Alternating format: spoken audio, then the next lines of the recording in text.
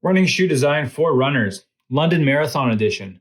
What I want to talk about today is not Eliud Kipchoge's amazing defeat and 8th place finish in possibly his worst marathon, and not the fact that at least on the men's side there was hardly any Alphaflys, but rather the choice of footwear on the 2nd place finisher. That's Vincent Kipchumba, and his Adizero Adios Pro by Adidas. So the interesting thing here is the perception of the footwear as opposed to the footwear itself. These are the shoes if you're not familiar with them. And they are Adidas' answer to the Alphafly, or perhaps you could say their answer to the Vaporfly Next Percent, because I believe it actually has more in common with this previous generation version than the current version. And most of the brands like Adidas are playing a little bit of catch up. All that aside, I want to talk about the perception that these shoes are slow.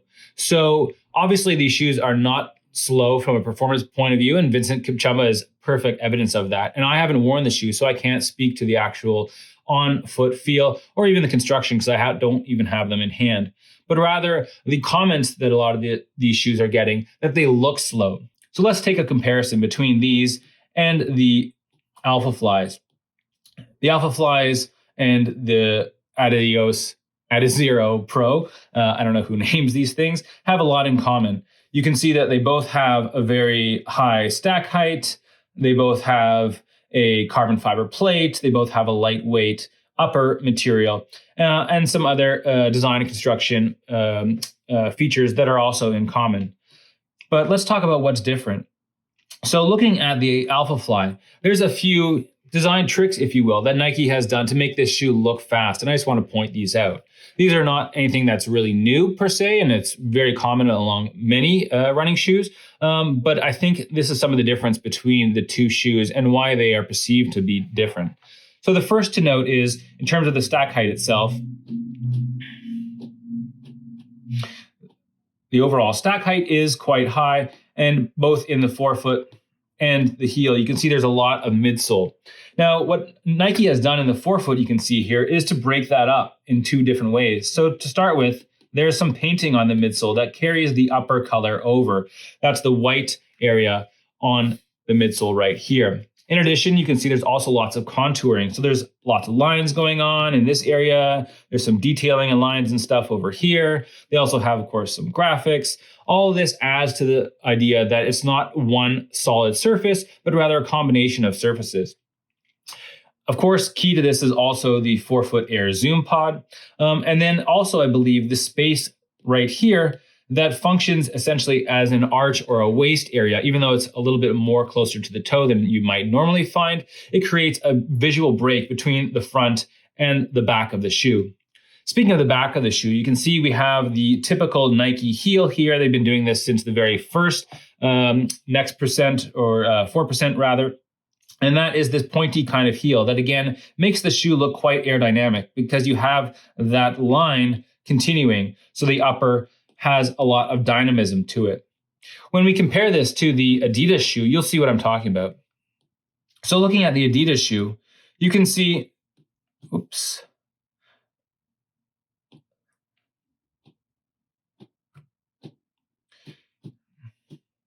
you can see that the sidewall itself is relatively flat. You can see there's not a lot of detailing on it, that the heel is very rigid and very abrupt from a visual point of view. And there's not a lot happening also in the arch area. There's a little bit of graphics here. You can see obviously this picture I reversed just so I can kind of compare them apples to apples. But in terms of the overall design of the sidewall and also how the visual of the upper translates to the sidewall, there's not a lot happening. You also have, of course, a very parallel line created here by the three stripes compared to the top line of the sidewall. So I just want to look at now what maybe Adidas could have done a little bit differently to create a different visual that's maybe a little bit faster, if you will. So the first thing when I think of when I see this shoe is the potential to take this very bold upper design in the three stripes and bring this onto the midsole. So maybe a little something like this. Maybe what this could do also is provide an opportunity to create a little bit of an arch area, maybe here, a little bit more towards the heel than you might typically find, but nonetheless breaking up that sidewall. Looking at the break of material, you can see a little bit through here where there's the carbon fiber plate and a couple different materials maybe in between and those energy rods that they include. I can also see a potential for some visual detail, maybe in the forefoot area here to highlight what those energy rods are supposed to be doing. Looking at the back of the shoe, if we're trying to extend this aerodynamic look, I could also imagine something that maybe, again, plays off of these three stripes, maybe something parallel, something like this, maybe a little bit of an EVA feature that would bring that sidewall into the back and create almost a fin, if you will. So let's take a look maybe at what this might look like if you render it up, again, very quickly, just to get a little bit of a visual idea of what this might do for the speed appearance of the shoe. Again, we're not talking at all about the features or performance whatsoever. So first of all, you might want to be able to block out that waist as mentioned here.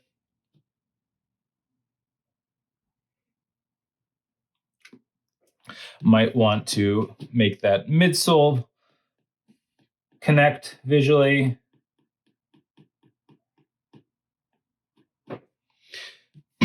Maybe as well bring the color from the heel that we have over here. They have this kind of pink and purple kind of gradient thing going on. Maybe bring that back.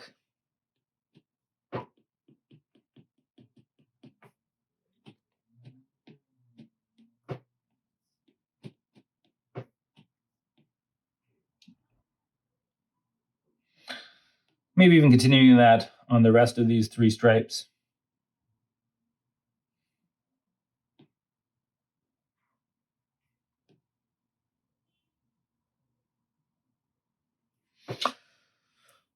Possibly, perhaps, maybe continuing the spray kind of feature that they keep doing.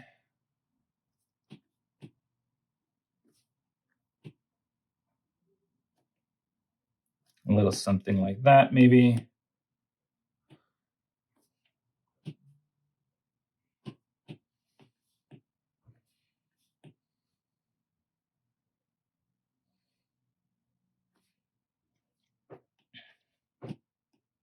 Again, just doing this super, super quick.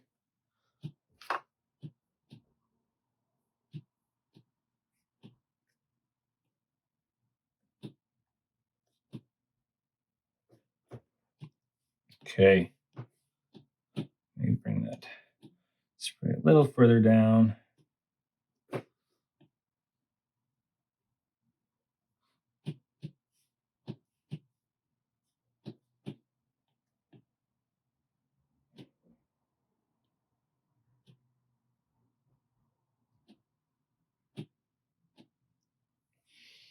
Okay, now let's see what this might look like if we were to render this up again, super, super quick, just to kind of give an idea of what an effect visually that this might do.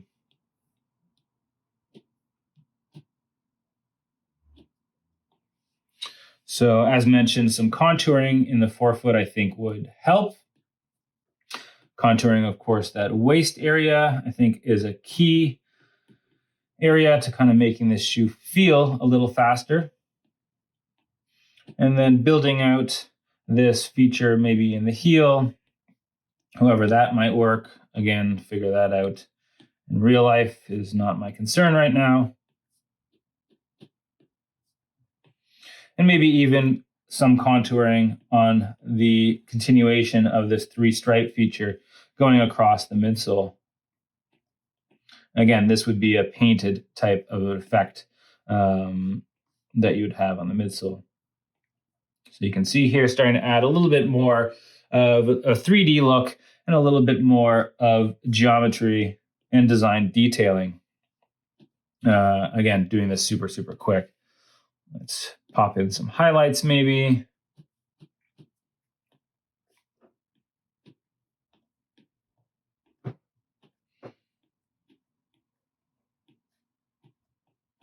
Whatever highlights those may be.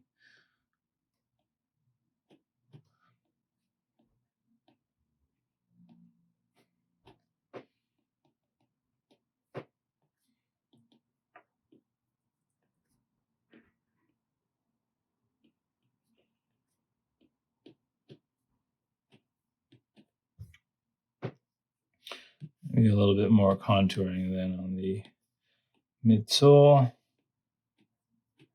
to upper transition.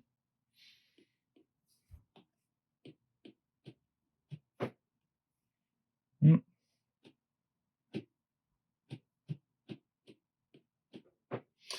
there you go. Could be a little something like that.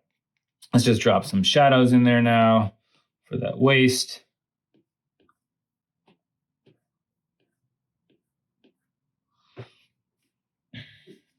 And there you have it. Again, just talking about a little bit of a design change, nothing major, but just from a point of view of creating a much bolder visual, perhaps, something like this could be done.